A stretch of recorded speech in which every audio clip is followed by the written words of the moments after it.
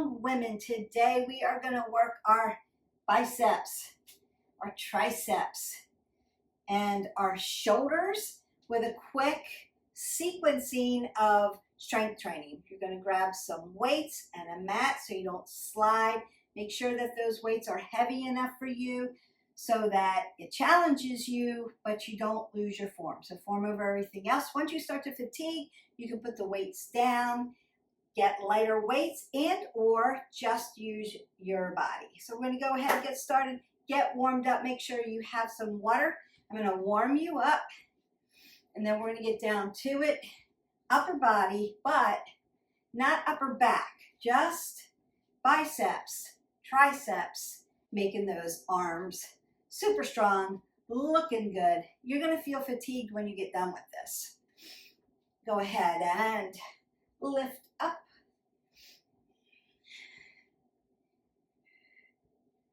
I'm going to open up my chest a little bit. Start to move those arms. And range of motion.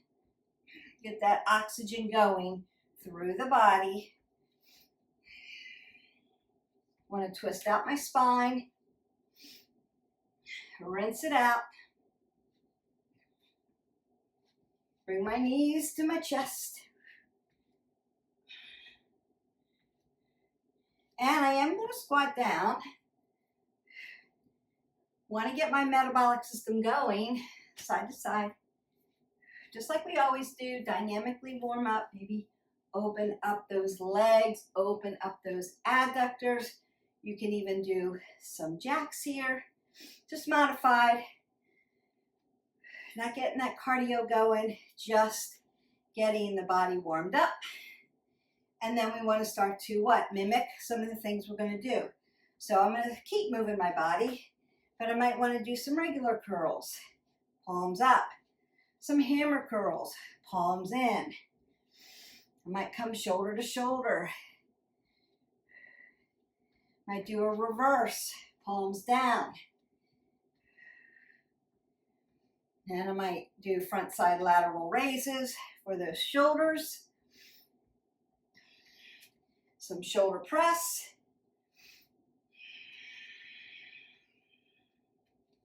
Maybe some back flies. Getting that posterior part. Now you will get a little bit of that upper back in there. Secondary movement. And then some triceps. Kickbacks. Overhead tricep press. And maybe an L press.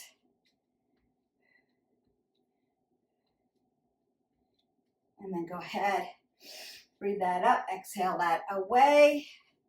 One more time, big inhale, exhale, roll the shoulders, elbows, and one big, and exhale. You can go ahead and get some water now while you're going to grab your weights. You want to keep your head above your heart. Keep an apple under your chin. You want to keep that neck in a neutral position. It's not hanging out here.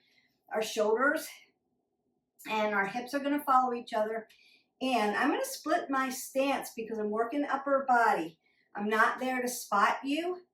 Split the stance to keep that low back nice and safe. I want you to take your pelvic floor and lift it up to the belly button. Now pull your belly button to your spine. Still be able to talk to me and breathe, and then pull your spine to your belly button. Now you are stabilized and secure. I'm still breathing, I'm still talking to you, but I'm holding all of this in. I want to protect that lower lumbar. We're always going to squat down to pick up our weights, not hip hinge and bend over. That's a deadlift, but I want you to be safe. Squat down always to pick things up, especially if they're unstable. I'm going to roll my shoulders back, split my stance, pull everything in and up. I've got my head above my heart. First thing I want to do is a hammer curl to a regular curl to a corner to corner curl. That's what we're doing. I'm rolling the shoulders back, stabilizing, and I've got my elbows in front of my rib cage.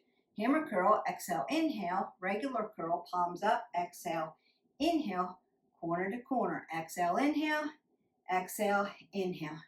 hammer, regular, and corner to corner. Hammer, regular, and corner to corner. On a strength train, we need to get your bones dense and strong, especially if you're in that season of life where you're losing estrogen. Hammer curl, regular curl, all right, corner to corner.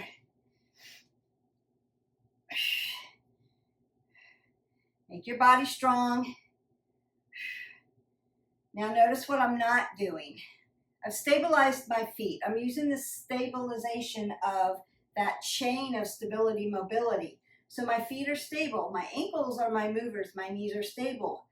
My hips are my movers, right? So I may have a little bit of movement here as I stabilize my legs. My low back's always going to be stable. So what am I not doing when I lift? Not doing that. That's using your low back. You want to use your biceps. That's what we're working right now. So it's biceps, hammer, not using my back. Regular, curl, curl, corner to corner. You've got two more. Hammer, regular, corner to corner. One more. Hammer, regular, and corner to corner. And then you can stay in movement so that you don't get any blood pooling if your heart rate's up, and move side to side. This is great for obliques, but also stretches everything out. As you take a moment in between, we're not doing a superset. I want to give you ladies time to recover. You could be getting water right now. That would be awesome as well. All right, I'm going to put one weight down. Notice that I kept my head above my heart and I squatted down. I didn't bend over and put it down. Super important for form, functionality, just to keep your body safe. You want to recognize how you move in space and what habits you're using to keep your body safe as you're moving. So when we're squatting down to pick something up, laundry basket, bag of groceries, our pets, our children, anything that's on the floor that has to come up, we want to squat down for it and not bend over for it. The only time I want you bending over is if you're doing a yoga stretch, maybe a ragdoll, or you're doing deadlifts with me and you're purposeful in that movement. But if you're rushing around picking things up off the floor, you're squatting or you're kneeling onto a lunge. That's how you're going to keep your low back safe. When we reach suddenly and bend over for something, that can hurt you. Consider, especially if you're not warmed up and you make this funny movement, it can really exasperate and discs in your lower back especially, right? And pull on them and inflame them and they rub and then it really hurts back there, gets stiff, and you lose range of motion. So we want to make sure that we're properly, functionally moving in space that's safe for us. The thing I want to do is a reverse curl. Now, it's palm down, and I want to protect my elbow joint when I do this. That's why we're not using both weights. We're going to do a right side and a left side. I want to take my free hand and put it right under my elbow. One, that keeps my weight from going back here and hyperextending at the rotator cuff. It also keeps me from having to do that. I don't want to do that. And I want to keep this elbow joint nice and safe. I'm lifting here. Exhale, inhale. Exhale, inhale. And I'm just using my other arms, keeping me in good form. Exhale, inhale. Now I'm actually using the muscle and working the forearm down to the wrist flexors and extenders and the bottom of the bicep. That's really where we're working around that elbow joint. Exhale, inhale. Two more. You've got this. Exhale, inhale. And last one, best one. Exhale and inhale. Now you may need to open up your fingers, dorsiplantar flex at the wrist flexor, and kind of rotate that out and just kind of stretch that out. Now you also could be here at your elbow joint and just pushing lactic acid through. If you constantly work the bicep up at the top and you don't hit the bottom and into the forearm, you're going to have a biomechanical imbalance, and that's a higher risk for injury. So we always want to try to balance out our body parts. They're not going to be completely even, and that's okay, but we want to strive for balance. Top of the biceps, you're working it. You want to get bottom of the bicep and into that forearm and around that elbow joint. We're going to keep that strong and lubricated. It's a big elbow tendon there. Again, flexible, lubricated, and strong. All right, going to that next one. Protecting, splitting my stance, apple under the chin, and I'm lifting. Exhale, inhale. 2.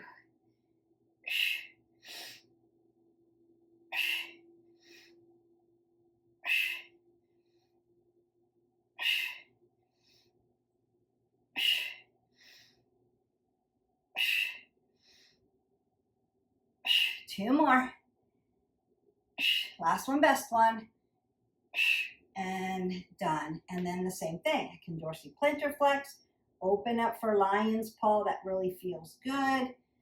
Circle that around. You're going to feel that lactic acid push out. And then again at your elbow, right? Because it's a hinge joint here, just like your knee. So elbows and knees and hips and shoulders kind of mimic each other. Space, I can flex and extend at my elbow, just like I can at my knee. I can rotate around at my shoulder joint, just like I can at my hip joint. Different joints, so ball and socket and a hinge joint. So different joints.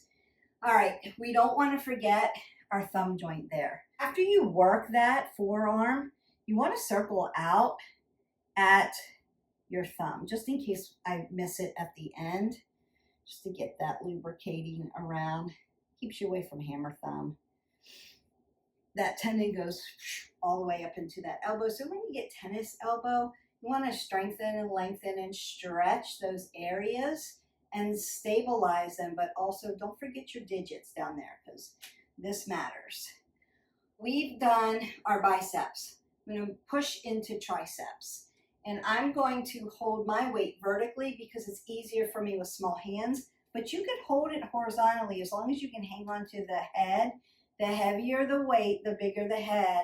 So sometimes it's harder to grasp, and I don't want it to hurt you.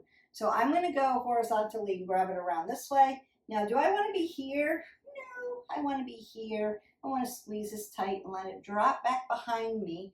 And again, exhale, splitting the stance, keeping my elbows tight. Exhale, inhale. Exhale, inhale. Could you use 2 weights? Yes. It's harder for you to see this on camera when I do the 2 weights.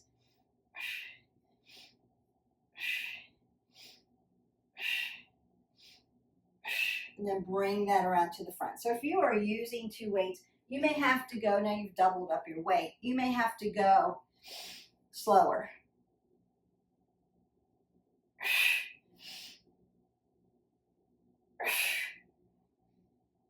The heavier you go. So you want to slow that down. You can widen up your stance when you split stance that so that you've got a wider center of gravity, and that's going to help you with that. Then I'm going to roll my shoulders back. I'm going to show you first, and then I'm going to pick up my other weight. We're going to use 2 weights for this. So it's going to be a row to a kickback, and then back down. I want to keep my head above my heart, but I am hinging here at my hip flexor.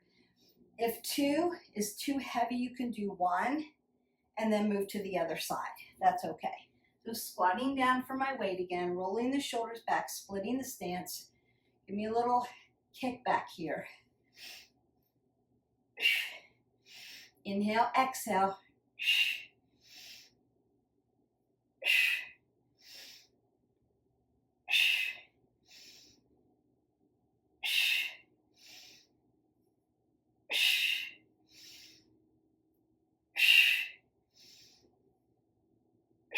One more. Perfect. Now I'm going to squat down, head above my heart, put one weight down. I want to do a right side, left side here because we're going to do an L press. I want you to stabilize those rotator cuffs. So you're going to find your AC joint, that's a little dip there, and put a little pressure on it with your open hand, just to stabilize it a little more. This arm comes up, you're going to make an L, and then push for those triceps. You're going to feel it here. Inhale, exhale.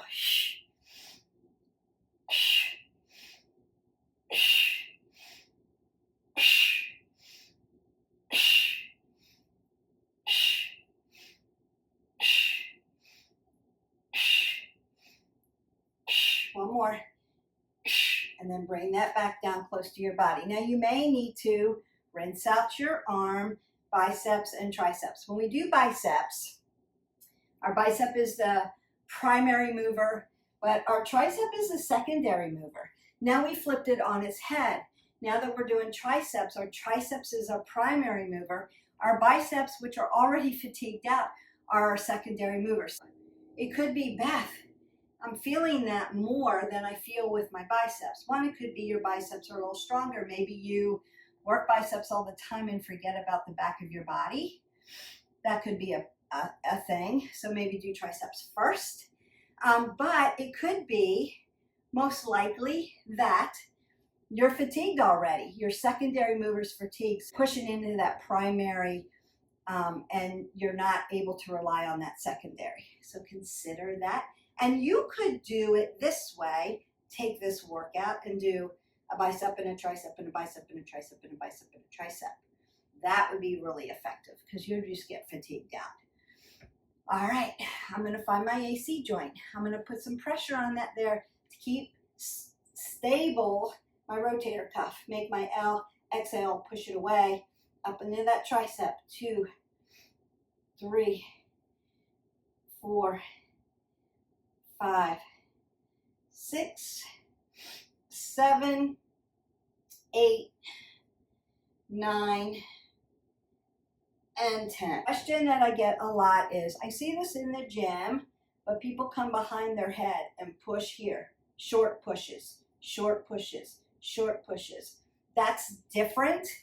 It's heavy. You want to make sure that you have stability with your body and you're able to push that heavy weight over your head that way, because you are hyperextending at the rotator cuff. So if these aren't stable, you could really hurt yourself. That's one reason why I don't do it like that.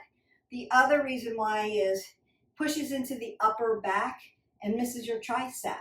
Upper back, yes, you can do it that way. I would suggest, again, be careful here because you're hyperextending. Everything that comes behind you here, you really have to have control of the weight. So if you're just starting out, keep it in front if you're working triceps. If you're working upper back, there are other things that you can do to work your upper back more efficiently, effectively, and safer than that exercise. So as a question, it's a great question, and I wanted to address that because you will see people pumping that out in the gym, especially our guys, and they're like, it's short though. They're doing it like this because they can't, it's too hyperextended here. They don't have range of motion, and that's why it looks like that. Consider if you're doing something like that in the gym, make sure you have somebody that knows what they're doing and can spot you, just to make sure you keep that rotator safe. Rotator cuff surgery is a long recovery. PT is long and it hurts. So let's not go there. Let's stay away from that. All right, so we did overhead tricep press, we did L press, and we did kickbacks, triceps in the book. And now we're just going to go to shoulders very quickly. We've done biceps, triceps, and then we're going to push into shoulders. I did chest yesterday, so we're not going to add the chest today, but you could, if you didn't do chest yesterday, you could add chest to this and do chest press, chest flies, and chest push-ups. That would be what you would do for your homework if you're doing chest. If not, go back to the video we did yesterday. You'll see that we did heavy weights and we did our chest press. So we want to get into shoulders. I'm going to squat down, pick up my weight.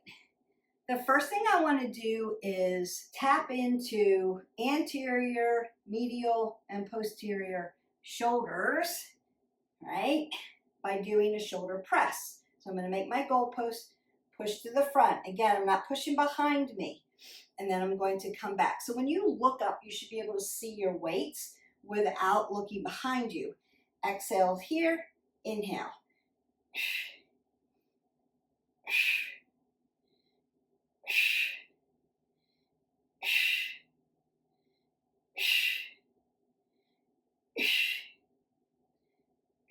One more. Perfect. And then bring those weights close to your body when you're bringing them from the air up over your head down to the ground. Now I want to work each and every.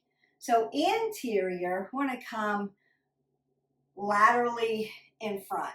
I'm going to hit it twice. So I'm going to hit anterior and medial by doing a side lat raise. And we're going to do them at the same time because we're making this video quick and efficient. All right, rolling those shoulders back, splitting that stance to keep that low back. Say if you're going to exhale, push, and switch. Exhale, exhale, inhale, exhale,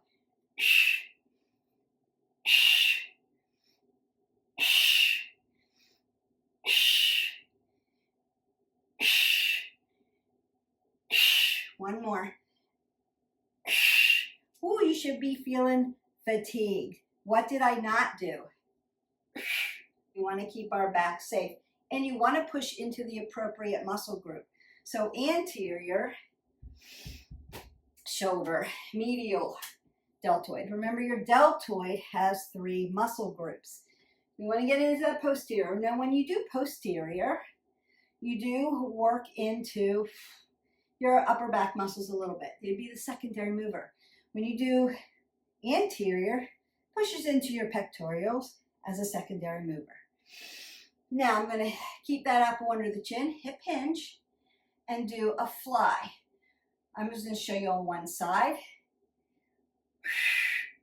So it's not here, palm down, up, right? That works into that upper back. I want to push back and push into this muscle.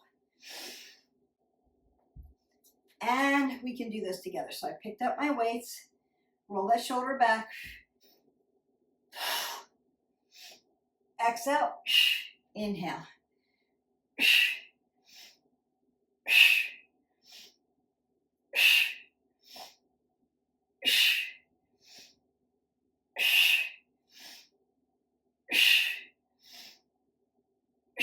One more.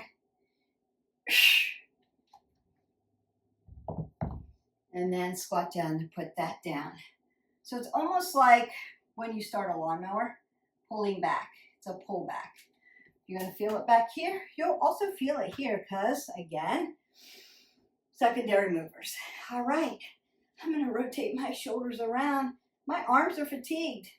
Biceps, triceps, shoulders done. I might want to come up, down, forward, and back. Let's put some extension into that spine because some of those secondary movers were up there. Remember, everything is on your shoulder girdle. It's all connected, so it connects. I may want to be here again. I may want to be here, rinsing that out. Beautiful. And then I'm going to come up over and stretch my tricep out. Pat myself on the back. I did a good job. I did it efficiently, quick, easy, fast. Biceps, triceps, shoulders are done. Now, if you needed a more extended workout, great. Do this 3 times. Do 3 sets.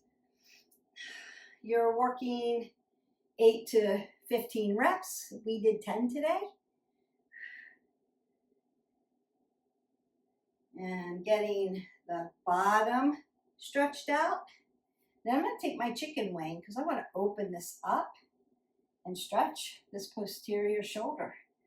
But I can move at the chicken wing here and open up my anterior, right? Give it a stretch.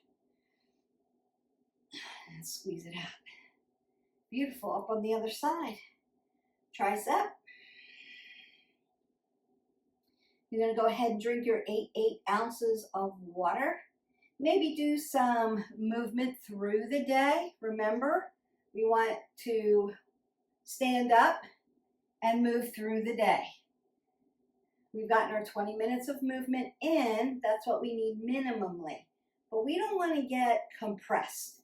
When you're working at your desk, every 30 get 3. You're standing up, getting 3 minutes of some kind of movement, walking around, put on a playlist, dance around, do some stretches. I'm going to open up my chest and stretch those anterior shoulders and my rotator cuffs.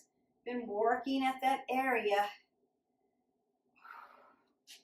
And that feels good. And then coming around to the front. Now when I stretch my shoulder here, I also want to stay away from my elbow joint. So I'm grabbing on the deltoid and squeezing internal rotation here and staying away from, a lot of people grab their elbow. You want to stay away from that tendon.